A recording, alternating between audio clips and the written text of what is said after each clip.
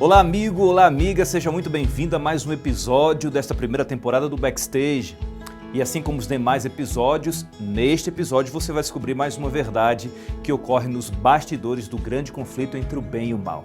Hoje nós vamos estudar um assunto interessantíssimo e também revelador. Você está preparado para mais uma descoberta na Palavra de Deus? Então pegue sua Bíblia, avise os seus amigos que mais um episódio está começando e se prepare, porque vem aí o 9º episódio da primeira temporada do Backstage.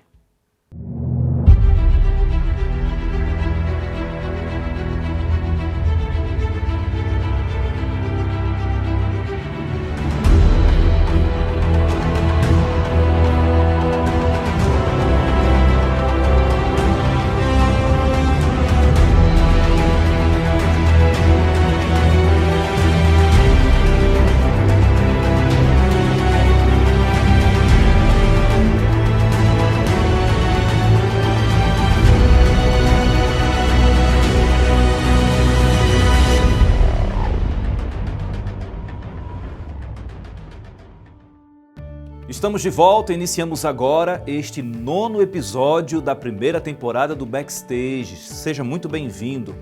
Pegue sua Bíblia, nós vamos começar este estudo extraordinário e pedimos também a Deus agora em oração a iluminação dos céus, a fim de que possamos compreender e colocar em prática na nossa vida. Eu te convido agora a orarmos juntos, mesmo que virtualmente, a fim de que possamos nos conectar com o céu de maneira real. Tudo bem? Vamos orar? Pai querido eterno Deus, nós nos colocamos em Tuas mãos, Senhor. Mais um episódio, mais uma descoberta, mais uma vez nos aproximarmos da Tua Palavra a fim de compreendermos as verdades aqui apresentadas. Por favor, Deus Espírito Santo, nos ilumina, nos mostra o caminho, nos dá entendimento e nos conceda poder para viver essas verdades. Te pedimos isso e fazemos em nome de Jesus. Amém. Vamos iniciar então o nosso 9º episódio que tem como tema santuário. Hoje nós vamos estudar o que a palavra de Deus diz a respeito do santuário. O interessante, e eu já adianto aqui para vocês, é que a palavra de Deus vai se referir a 2 tipos de santuários em especial. Um santuário na terra e um outro santuário no céu. Mas o que significa este santuário na terra e no céu e qual a relevância de ambos para a nossa vida hoje?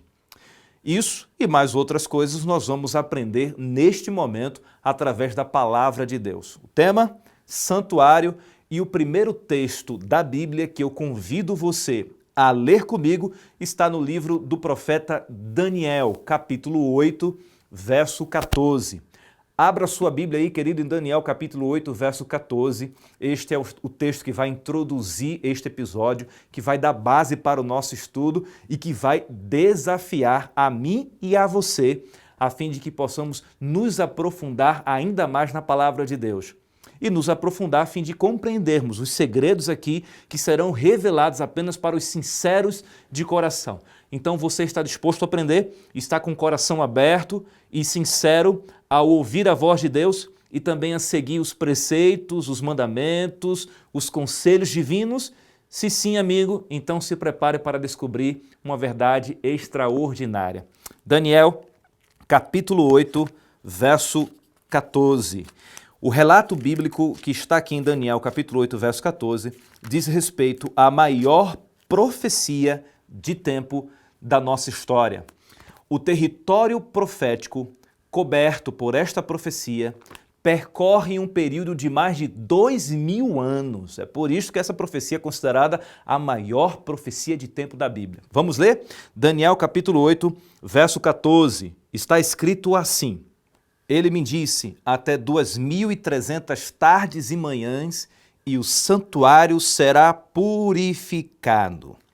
A palavra de Deus agora nos relata um momento em que o profeta Daniel recebe uma profecia e mais à frente ele vai receber a interpretação, o entendimento dessa profecia.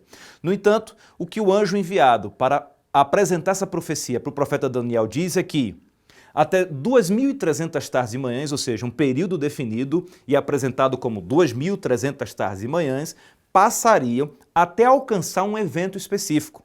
No fim dos 2300 tardes e manhãs, o evento específico seria a purificação de um santuário. Então tem basicamente três coisas que a gente precisa entender hoje aqui. Que período é esse de 2.300 tardes e manhãs, né? E obviamente perguntas que podem surgir depois disso é quando que esse período começa, quando que ele termina e por aí vai.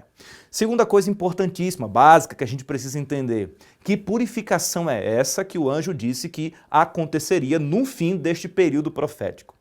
E a última coisa que a gente precisa identificar, que santuário é esse que seria purificado? Porque o texto diz até 2.300 tardes e manhãs e o santuário será purificado. Para facilitar um pouquinho para mim e para você aí que está acompanhando a transmissão deste 9º episódio que está falando sobre o santuário, eu vos apresento aqui uma linha profética, uma imagem para nos auxiliar a entender os eventos que estarão ocorrendo ao longo deste período profético, identificado em Daniel 8,14 como sendo 2.300 tardes e manhãs. Então aqui está o nosso gráfico profético e nós vamos, a partir do momento que a gente for se aprofundando aqui no estudo da Palavra de Deus e vendo as informações que ela nos oferece, nós vamos preenchendo este gráfico profético. Tudo bem? Então, a primeira informação que a gente recebe ao estudarmos a passagem de Daniel 8,14 é que existe um período aqui de 2.300 tardes e manhãs. Ok. Então, nós temos que identificar o que significa este termo tardes e manhãs, para que a gente tenha uma ideia real de que quanto tempo é este, que período é esse das 2.300 tardes e manhãs. Tudo bem? Se a gente for para Gênesis capítulo 1, nós não vamos ler, apenas recordar.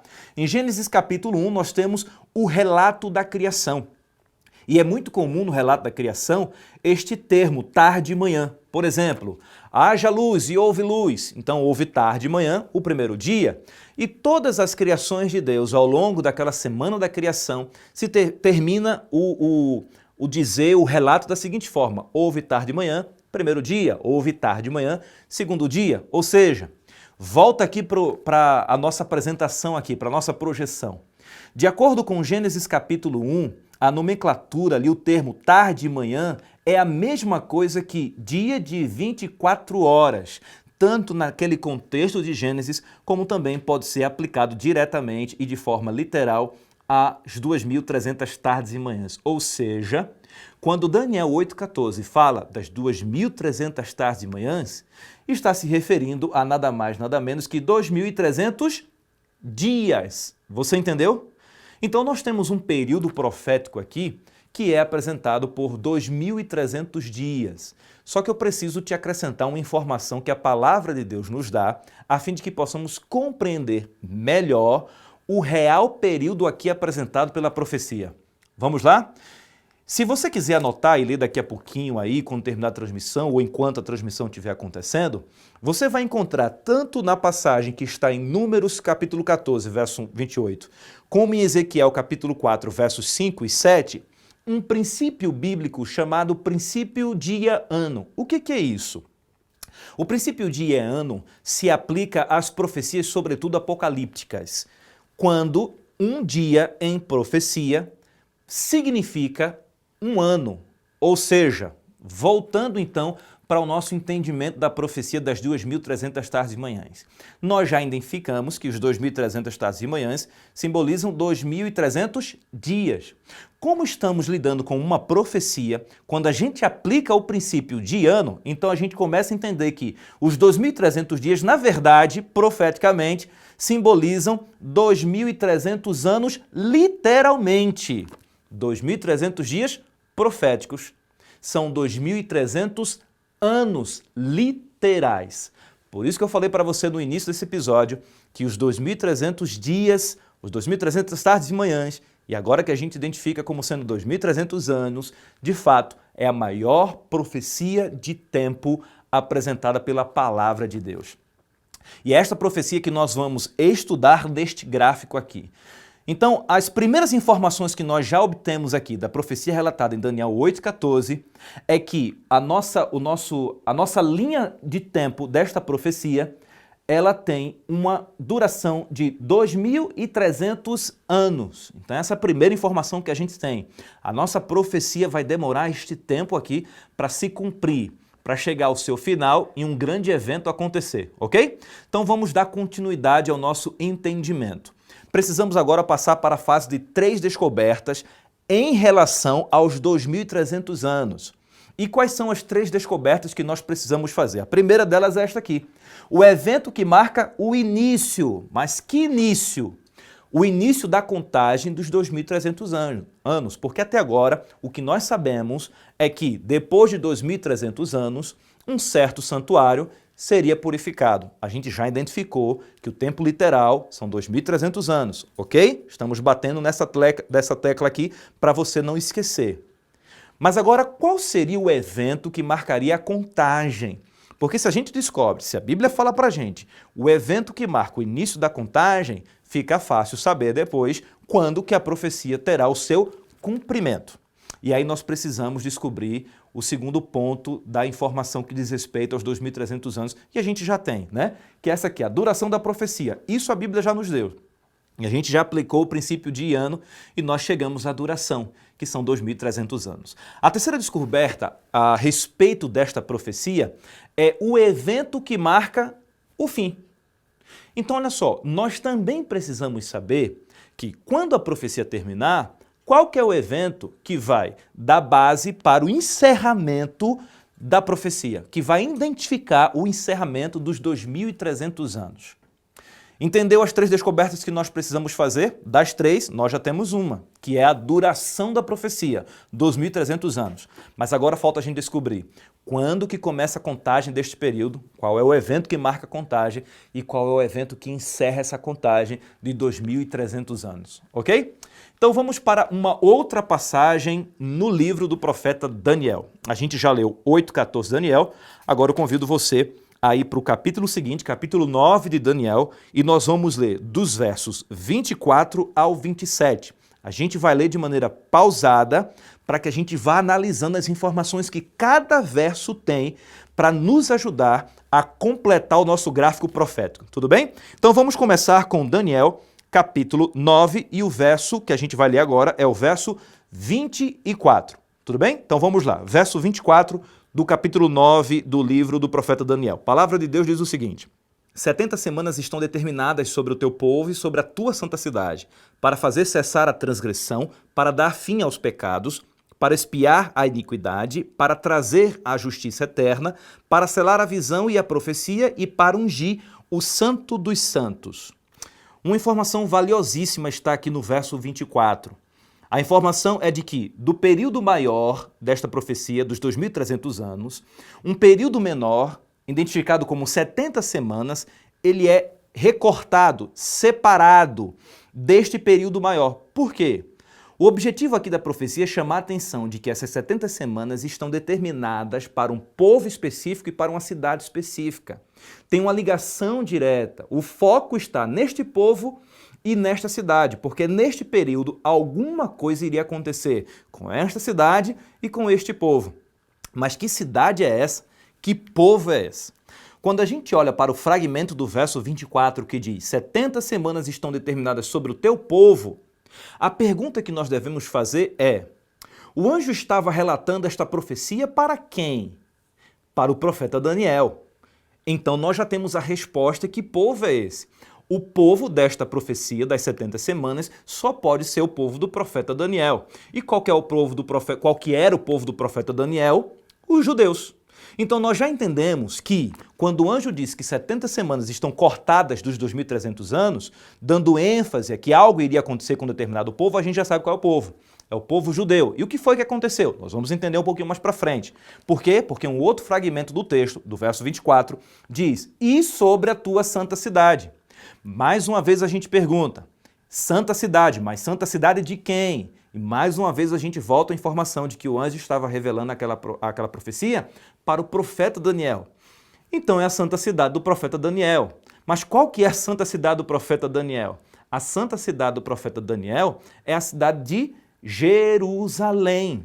E esta informação é valiosíssima porque as 70 semanas dizem respeito de maneira especial aos judeus e a Jerusalém. O que as 70 semanas dizem a respeito do povo judeu e da cidade de Jerusalém. É isto que nós precisamos entender. Então nós já entendemos que no nosso gráfico profético dos 2.300 anos, 70 semanas que estão dentro dos 2.300 anos dizem respeito ao povo judeu e à cidade de Jerusalém, de maneira específica, de maneira especial. Mas o que dizem a respeito? Para isso, nós precisamos e devemos continuar aqui o estudo da profecia dos 2.300 anos, ok? E agora a gente precisa descobrir o evento que marca o início da contagem. Quando a gente descobrir o evento que marca o início da contagem, vai ficar mais fácil da gente identificar o que acontece ao longo daquelas 70 primeiras semanas e no decorrer dos demais anos desta profecia, certo? Para entendermos o marco inicial, o evento inicial, a gente precisa ler o verso 25. Vamos ler agora o verso 25 de Daniel capítulo 9. A palavra do Senhor diz o seguinte, verso 25. Sabe e entende, desde a saída da ordem para restaurar e para edificar Jerusalém até ao ungido, ao príncipe, 7 semanas e 62 semanas. As praças e as circunvalações se reedificarão, mas em tempos angustiosos. Mais informações valiosíssimas e deste texto nós já conseguimos identificar o evento que marca o início da contagem das 2.300 tardes e manhãs. Olha só aqui para este fragmento do verso 25 que a gente acabou de ler. Esse fragmento diz o seguinte, a saída da ordem para restaurar e para edificar Jerusalém. Segundo o texto bíblico, a partir da saída de um decreto para restaurar e para edificar Jerusalém, a profecia então das 70 semanas, que introduz os 2.300 anos, deveria contar. Ou seja, este tal decreto que autorizava, que decretava a reconstrução da cidade de Jerusalém, marca tanto o início das 70 semanas como o início dos 2.300 anos, até porque as 70 semanas estão dentro do período dos 2.300 anos. Então vamos lá. Agora a gente precisa descobrir o ano que o decreto para a reconstrução de Jerusalém saiu. Quem deu o decreto e quando foi esse decreto? O decreto do rei Artaxerxes, em 457 a.C. Onde é que você pode obter esse conhecimento? No livro de Esdras. No livro de Esdras você vai encontrar 3 decretos. Decreto de Dario, decreto de Ciro, decreto de Artaxerxes. No entanto, a própria Bíblia, o próprio livro de Esdras, encara os 3 decretos como sendo um só, de acordo com o capítulo 6 do livro de Esdras. Só que, entre os 3 decretos, nós só podemos levar em consideração para a contagem o último decreto. Por quê? Porque é justamente o último decreto que complementa e finaliza os outros demais decretos no que diz respeito a envolver a reconstrução da cidade de Jerusalém, pois os últimos 2, o do meio apenas confirmava o primeiro que dizia sobre a reconstrução dos muros de Jerusalém, mas o último diz respeito à reconstrução de toda a cidade. Uma outra informação interessante a respeito deste decreto do rei Artaxerxes é que se a gente começar a contar de fato as 70 semanas a partir deste ano do decreto de Artaxerxes, todos os outros eventos profetizados como estando dentro do período profético de 2.300 anos se encaixam perfeitamente na história. Se a gente utilizar a contagem do primeiro decreto ou do segundo decreto, não haverá essa perfeição.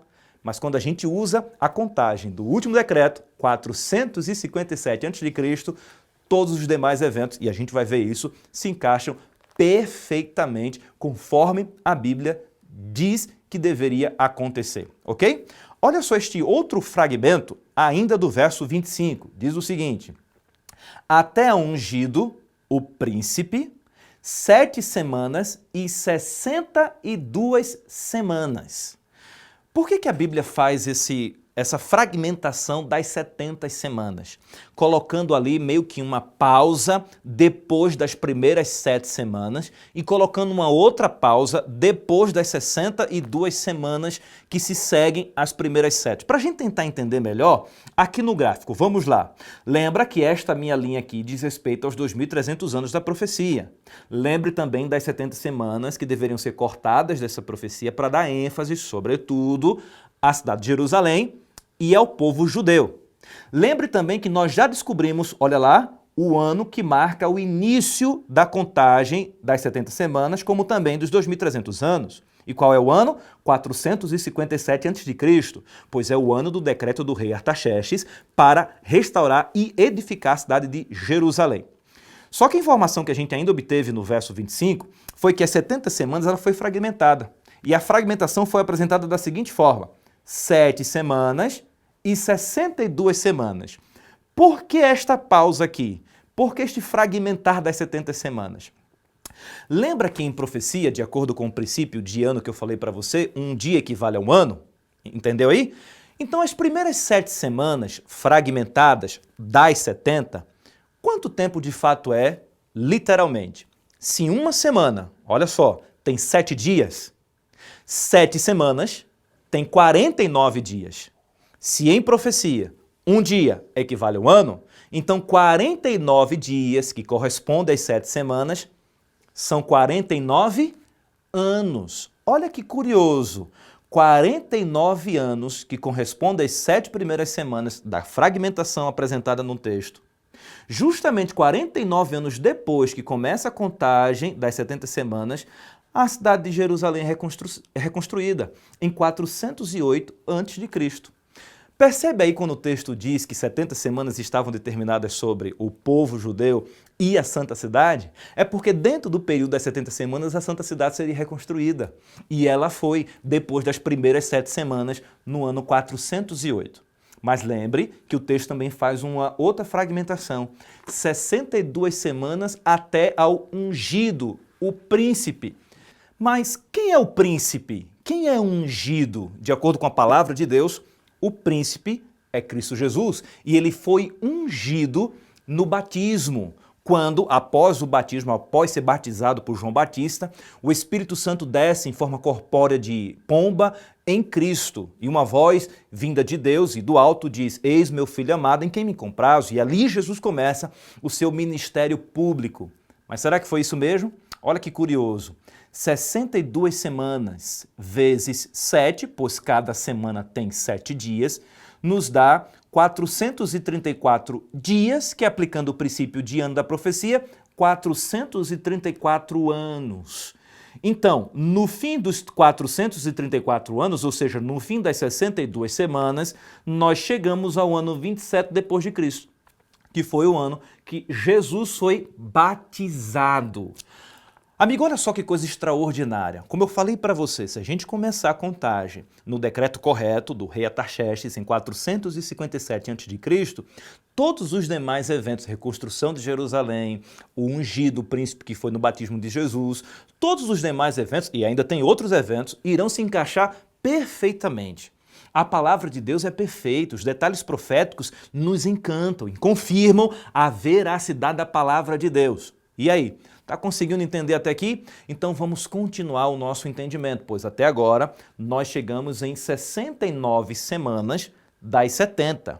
Falta ainda mais uma semana para completar aquelas 70 que foi cortada dos 2.300 anos. Vamos então ler agora, lá no capítulo 9 ainda, tá, de Daniel. Eu fechei aqui, mas já vou abrir. E o verso agora que a gente vai ler é o verso 26. Capítulo 9, verso 26. Acompanhe a leitura aí. O texto diz o seguinte: depois das 62 semanas, olha só, será morto ungido e já não estará. E o povo de um príncipe que há de vir destruirá a cidade e o santuário, e o seu fim será num dilúvio. E até ao fim haverá guerra, desolações são determinadas. Observe para o fragmento deste verso que a gente acabou de ler, do verso 26. Este fragmento nos dá uma importante informação a respeito do que iria acontecer na última semana das 70, certo? Ou seja, depois daquelas 62 semanas que a gente já viu. Depois das 62 semanas, será morto o ungido. Entendeu aí? O texto acabou de dizer pra gente que o ungido seria morto depois daquelas 62 semanas, que terminam lá no batismo de Jesus. E mais uma vez eu pergunto, quem é ungido? Jesus é o ungido. Então Jesus só poderia ser morto, observa aqui no nosso gráfico, depois das 62 semanas. E de fato, na história, foi isso mesmo. Jesus não foi morto antes do batismo dele, foi morto depois do batismo, depois das 62 semanas. Então, na última semana, verso 27 vai falar sobre o que ainda vai acontecer nesta última semana. Lembre que a informação que a gente já tem é que Jesus seria morto depois dessas 62 semanas, ou seja, somente na última semana. Vamos ler o verso 27? Daniel capítulo 9, verso 27, diz assim: Ele fará firme aliança com muitos por uma semana. Na metade da semana, fará cessar o sacrifício e a oferta de manjares. Sobre a asa das abominações virá o assolador, até que a destruição, que está determinada, se derrame sobre ele. Olhando para um fragmento do verso 27, que diz: Ele fará firme aliança com muitos. Por quanto tempo? O texto diz: por uma semana, que é justamente aquela semana que está faltando no nosso cronograma profético, tá? Para completar as 70 semanas. Então, durante essa última semana, ele faria uma aliança com muitos, tá? Se referindo ali ao povo judeu. E na metade da semana, ó, uma semana tem 7 dias, metade, 3 dias e meio mais ou menos, né? Aproximadamente. Na verdade, é 3 dias e meio mesmo, né? Ali na metade da semana, fará cessar o sacrifício e a oferta de manjares. Olhando então para o nosso gráfico profético. Após as 62 semanas, se eu somar aqui as 62 com as primeiras 7, eu já tenho 69 das 70 semanas, restando uma semana para completar o período de 70 semanas, que a profecia diz que estaria especificamente ali cortada, pensando sobretudo no que aconteceria com a cidade de Jerusalém e com o povo judeu. A informação que a gente tem dessa última semana é que o ungido, olha só, que é Cristo, faria uma aliança com muitos por uma semana. Por que por uma semana? Porque ao longo daquelas 70 semanas, 490 anos, Jesus deu oportunidade para que os judeus, como nação, se preparassem para a vinda do Messias, reconhecessem ele quando eles chegassem. Mas, infelizmente, os judeus, como nação, não reconheceram Jesus como o Messias. Inclusive, até hoje, como religião, os judeus esperam o Messias vir.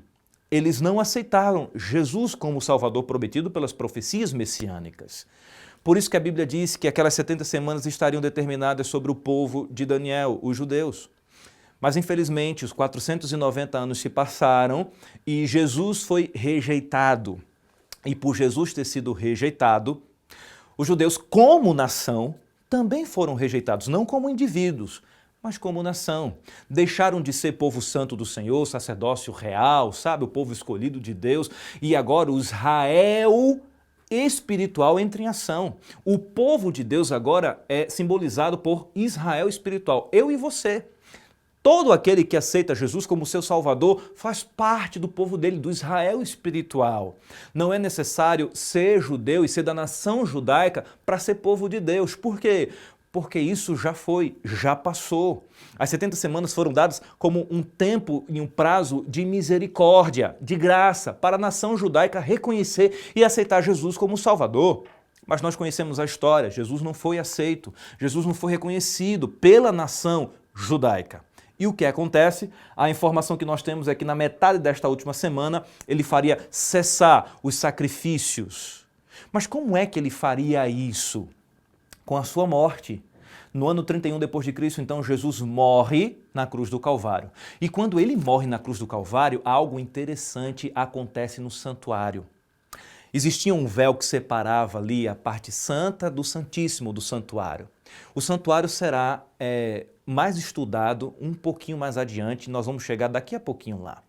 Mas este véu que fazia separação impedia de qualquer homem ou mulher entrar em contato com Deus no último compartimento do santuário, que era o compartimento santíssimo, onde ficava a Arca da Aliança.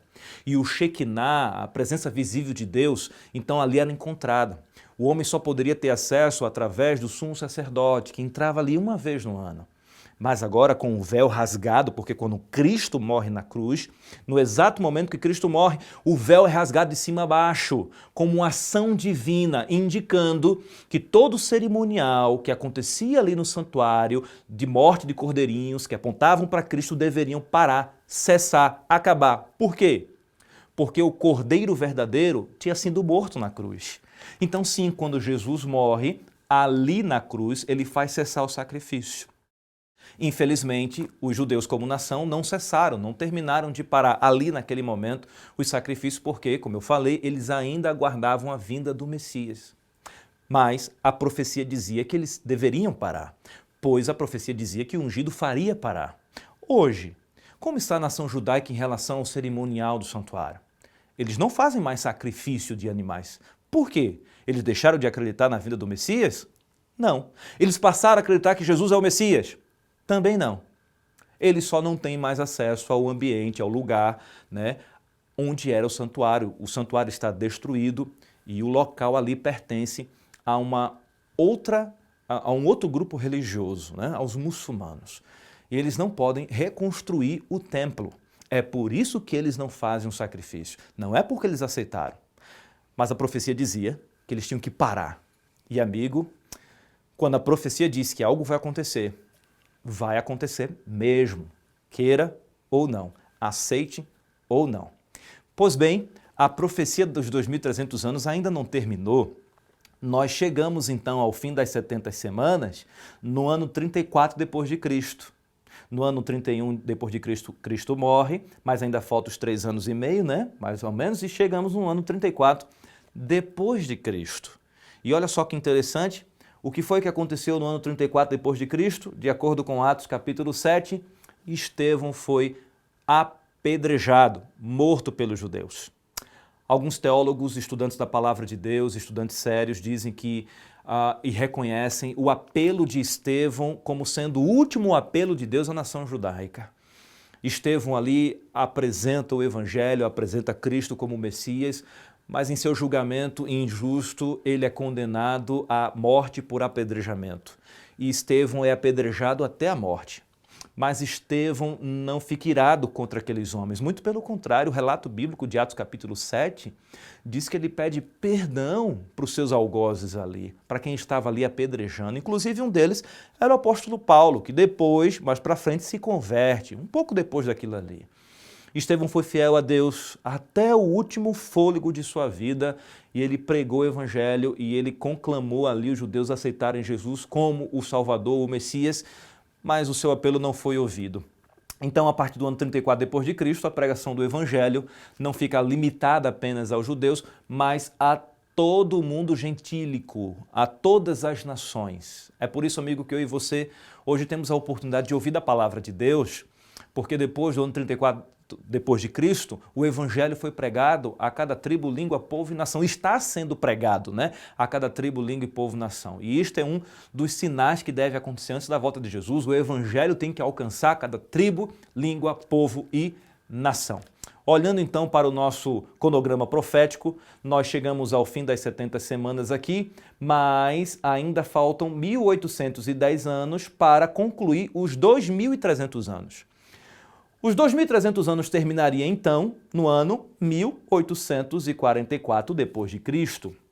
Levando em consideração que a contagem inicial dos 2.300 anos se dá no decreto para restaurar e edificar a cidade de Jerusalém em 457 a.C., nós contamos 2.300 anos e chegamos então no ano de 1844 da nossa era, como sendo o ano final desta profecia dos 2.300 anos.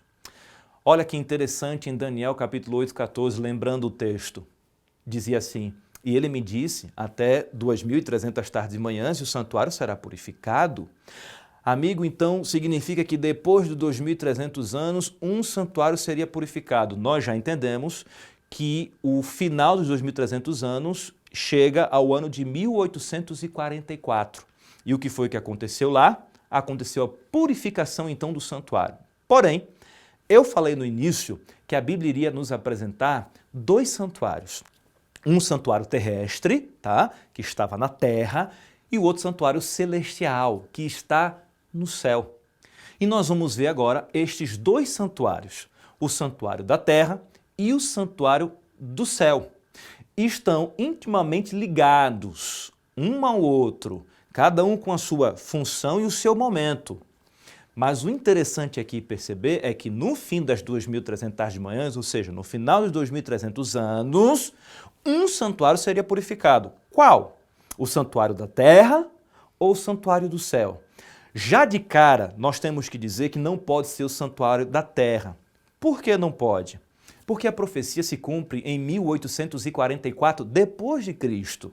O santuário já não existe mais, o cerimonial já não existe mais no santuário da terra. Então não é este santuário da terra, que daqui a pouco a gente vai ver alguns textos que falam sobre ele, que foi purificado. Não, a gente já pode eliminar ele, restando apenas um, o santuário celestial.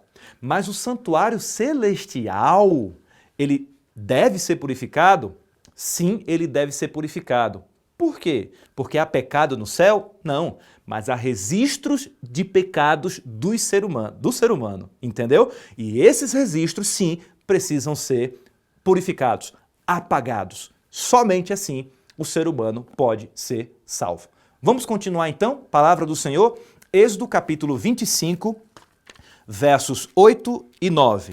Abra aí a sua Bíblia em Êxodo capítulo 25, nós vamos ler esses dois versos aí, o verso 8 e o verso 9. A palavra de Deus diz o seguinte: E me farão um santuário para que eu possa habitar no meio deles, segundo tudo o que eu te mostrar, para modelo do tabernáculo e para modelo de todos os seus móveis, assim mesmo o fareis. Perceba aí, Moisés recebeu ali a incumbência de construir um santuário. E para ajudá-lo em como deveria ser esse santuário, foi-lhe apresentado um modelo, um outro santuário serviu de modelo para que o santuário da terra fosse construído semelhante a este modelo. E que outro santuário é este que serviu de modelo? Nós vamos encontrar uma informação sobre este santuário em Hebreus capítulo 9, verso 24. Abra sua Bíblia aí em Hebreus capítulo 9, verso 24. A palavra de Deus diz o seguinte: Porque Cristo não entrou em santuário feito por mãos, figura do verdadeiro, porém no mesmo céu, para comparecer agora por nós diante de Deus. O texto sagrado acabou de nos revelar de que Jesus entrou em um santuário, mas não foi o santuário construído por mãos humanas, ou seja, não foi o santuário terrestre construído por Moisés e o seu povo, mas em um santuário que está no céu, o verdadeiro, aquele que serviu de modelo. E Jesus entrou lá e compareceu lá para representar o seu povo e também fazer outras coisas que eu vou dizer agora para vocês no decorrer do nosso estudo, tá bom? Só para a gente entender melhor, aqui está um gráfico com muitas informações, obviamente, sobre o santuário, pois o santuário tinha muitos detalhes e cada detalhe desse tinha uma parte importante no cerimonialismo ali que envolvia o santuário e tudo aquilo apontava para a pessoa e ministério de Jesus. Nesta época aqui do santuário terrestre, o povo ainda não tinha os escritos sagrados, a Bíblia. Então, qual que era a Bíblia deles? Era o santuário. Era através do santuário e de todo o cerimonial do santuário que eles aprendiam sobre o Evangelho, sobre a vinda do Salvador, sobre o Messias, sobre o sacrifício, sobre a salvação, sobre o perdão, entendeu? Então, aqui era a Bíblia para o povo naquela época. O santuário terrestre tinha 3 compartimentos, se nós contarmos com o compartimento externo. São eles: pátio, e o segundo compartimento, que no caso seria o primeiro compartimento interno coberto, santo, e o segundo coberto, santíssimo. Então, se a gente falar nos 3, pátio, santo e santíssimo. Se focar apenas nos 2, cobertos, santo e santíssimo. E o curioso é que cada parte dessa, cada etapa dessa do santuário, acontecia também uma parte do cerimonial que envolvia ali todo o santuário. Por exemplo, no pátio, e você pode ver isso no livro de Levíticos, no capítulo 4, verso 47, no pátio, todos os dias, manhã e tarde, o pecador tinha que vir com um cordeirinho perfeito, colocava a mão ali na cabeça do cordeirinho, tá vendo? E confessava o seu pecado. Simbolicamente, o pecado era transferido do pecador para o animal, para o cordeirinho. Lembra que o salário do pecado é a morte? então quem peca merece morrer. Neste caso aqui, de forma simbólica, o pecado foi transferido do homem para o animal, então o animal agora tem que morrer para que, simbolicamente, o homem seja perdoado. Tudo isso era simbólico. Por quê? Porque Jesus ainda não tinha morrido na cruz. Mas era a forma que Deus ensinava um povo e toda uma geração a se preparar para a chegada do Messias e a confiar na salvação, no Messias, no Salvador, no prometido, entendeu? Então todos os dias o pecador ia lá, colocava a mão na cabeça do cordeiro, confessava o pecado, simbolicamente o pecado era transferido para o cordeiro. O cordeiro então era imolado e o sangue era levado então para o primeiro compartimento interno ali, o santo, né? E ali começava o cerimonial. A palavra de Deus, lá em João capítulo 1, verso 29, relata o momento em que João Batista estava com alguns de seus discípulos e Jesus se aproximou. E então ele interrompe ali a conversa, olha para Jesus e diz para os discípulos ali dele, né? Olha, tá vendo aquele ali? Eis o Cordeiro de Deus que tira o pecado do mundo. Em João capítulo 1, verso 29, Jesus então é reconhecido, é identificado, é apresentado como o Cordeiro que tira o pecado do mundo. Por isso que os cordeiros no período do santuário terrestre eram mortos, a fim de simbolizar a morte do Cordeiro verdadeiro, Jesus Cristo, que ainda estava no futuro. Então o homem que acreditasse nessa simbologia do perdão, eles estavam apenas depositando a sua fé na vinda do Salvador. Então no compartimento interno ali, no santo, o sangue daquele animal era transportado em uma bacia pelo sacerdote, tá? Existia a função de sacerdote, era mais de um, e a função do sumo sacerdote, que era o chefe dos sacerdotes. O sumo sacerdote era apenas uma, e era uma função vitalícia, ou seja, só perdia a função quando morria, só era substituído quando morria, só existia um.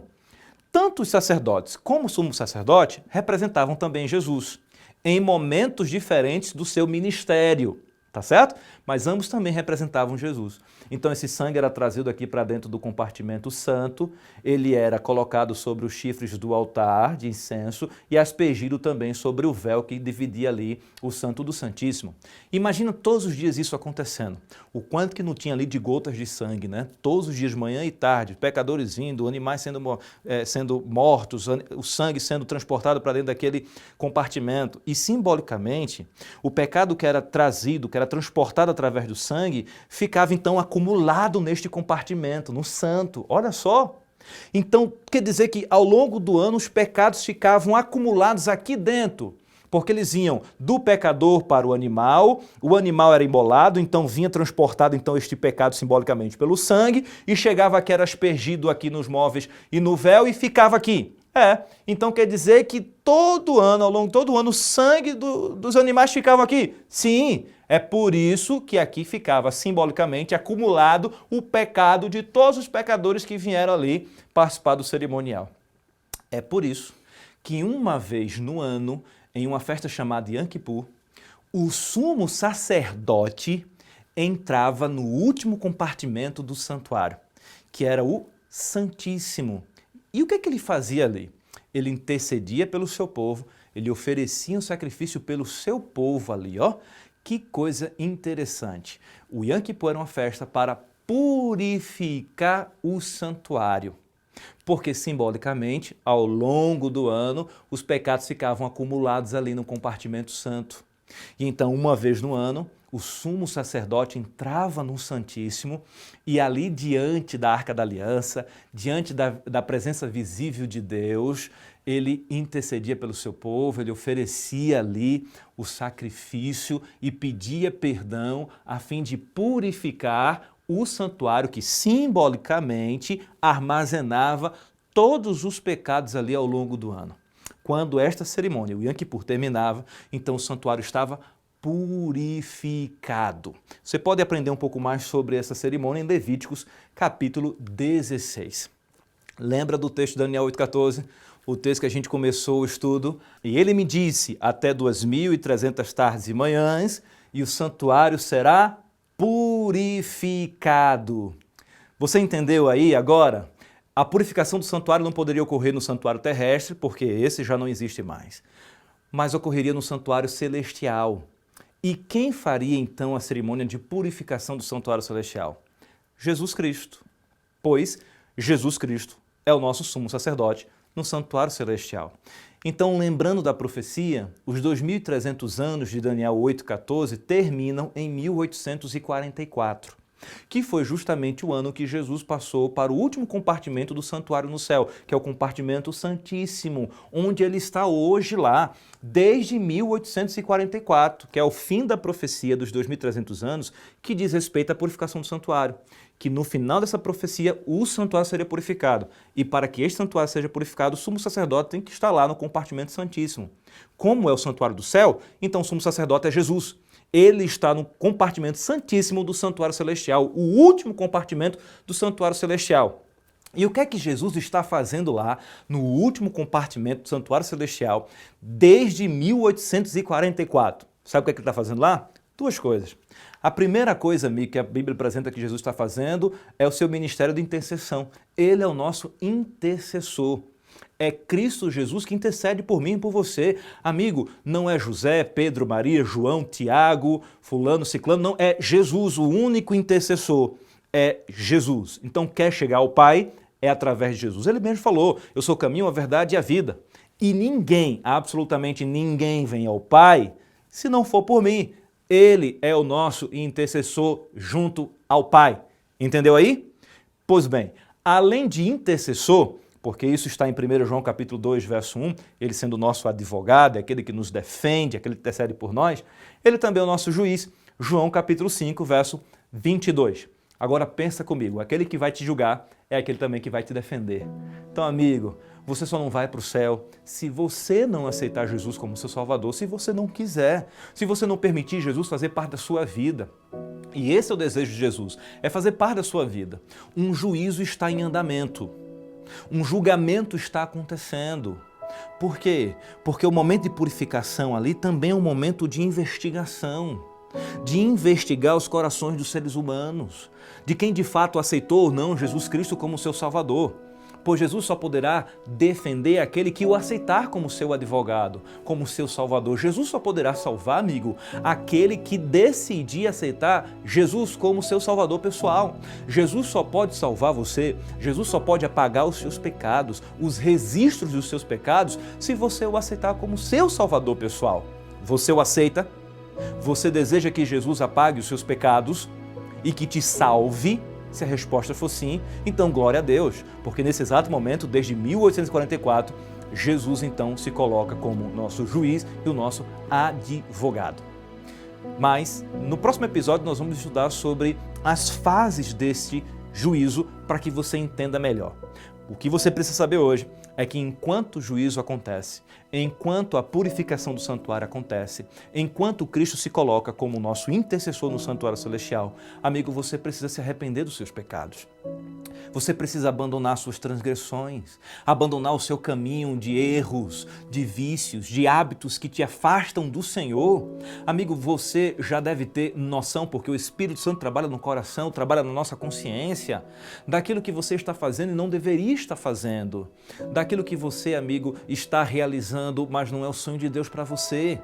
O Espírito Santo já está incomodando o seu coração, mas ele quer que você se aproxime da palavra de Deus para que você entenda mais, conheça mais, para que você venha conhecer a vontade de Deus e aí você analisar a sua vida e perceber se você está ou não realizando o querer de Deus para a sua vida, se você está ou não andando num caminho que te conduzirá à salvação.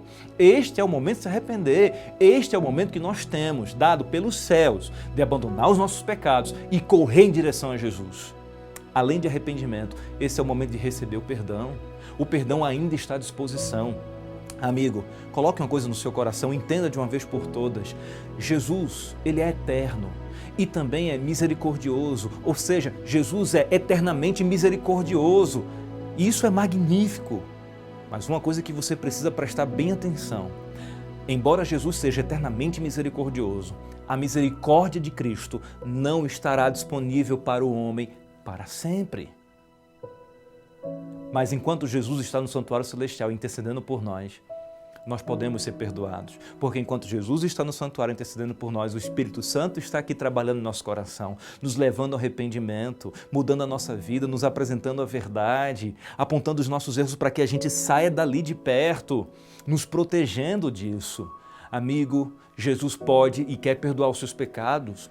Independente do que você tenha feito, onde você tenha estado, onde você tenha ido, se você aceitar Jesus como teu Salvador pessoal e confessar os seus pecados e pedir perdão, Ele é teu Pai, Ele ama você, Ele vai perdoar, mas tem que ser sincero. É por isso que você tem que deixar o Espírito Santo atuar no seu coração, para que até o teu arrependimento seja sincero e você possa receber o perdão. Esse é seu desejo? Essa é a sua vontade, entregar sua vida a Cristo? Você sabe, amigo, que a Bíblia apresenta a cerimônia do batismo como sendo uma cerimônia de entrega. É um casamento com Cristo. Muitos de vocês já foram batizados, já entregaram a vida a Cristo. Continue então na caminhada. Mas se você ainda não entregou sua vida a Jesus através do batismo, comece a se planejar para realizar esta cerimônia e você casar espiritualmente com Cristo. Em breve Jesus vai voltar, amigo. Em breve nós o veremos e até lá nós precisamos aproveitar esse momento que Jesus se encontra no santuário celestial intercedendo por mim e por você para fazermos essas duas coisas: nos arrepender dos nossos erros e pedir perdão. Autorizar o Espírito Santo a continuar trabalhando em nosso coração a fim de moldar o nosso caráter para que possamos habitar nas nuvens dos céus. Esse é o meu desejo. Também é o seu desejo? Se é o seu desejo, querido, permitir que Jesus seja o seu Salvador, se é o seu desejo, permitir que Jesus seja o seu advogado, se é o seu desejo, permitir que Jesus te salve, então vamos orar pedindo a Deus isso. Oremos. Obrigado, Senhor, pela salvação em Jesus. Obrigado, Senhor, porque o Senhor é nosso intercessor. Desde 1844 o Senhor está no último compartimento do santuário celestial, realizando o teu ministério de intercessão. Um juízo está em andamento, mas aquele que nos julga também é aquele que nos defende. Então que hoje, Senhor, todos que estão assistindo essa transmissão, este episódio, tomem a decisão de te aceitar como Senhor e Salvador, como advogado e intercessor, se entregar a Ti, colocar o coração deles em Tuas mãos e permitir que o Senhor os salve. É isso que eu te peço, Senhor, e eu faço em nome de Jesus. Amém. Querido, que Deus abençoe você. Este estudo é um estudo amplo, mas altamente necessário. Continue estudando, se aprofundando cada vez mais e assim a sua fé será amadurecida. Até o próximo encontro, até o próximo episódio desta primeira temporada do Backstage.